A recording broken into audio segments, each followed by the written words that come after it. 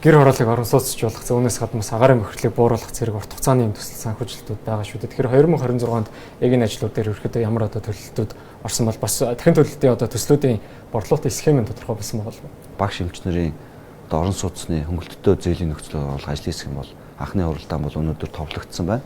За үүнээр бол Улаанбаатар хотын одоо олон улсын зээл тусламжаар хэрэгжүүлж байгаа төсөл хөтөлбөр болон барилга хотоогоолтын яам дээр байгаа зээл тусламжийн хөтөлбөрийн төслүүдийг яаж одоо ипотекийн хувьд боломжтой болгож одоо микс хэлбэрээр бол боломжтой болгож багш эмчнэртэй эхний ээлжинд бол хөнгөлөлттэй байдлаар бол зээлэнд оруулах талаар бол ажлын хэсэг бол хэлэлцэн. За Улаанбаатар хотын хувьд болохоор манай нийслэлийн орон сууцны корпорац болон манай агентлаг дээр хийгдсэн судалгаагаар бол одоо 8-9% хүүтэй тодорхой 10% бол урьдчилан төлөөд 15 жилийн хугацаатай одоо блендед байдлаар хойсон ипотекийн зээлийн бүтээгдэхүүнүүдийг бол гаргах боломжтой гэсэн судалгаа хийж Монгол банктай бол анхны уулзалтуудыг бол хийсэн байж байгаа.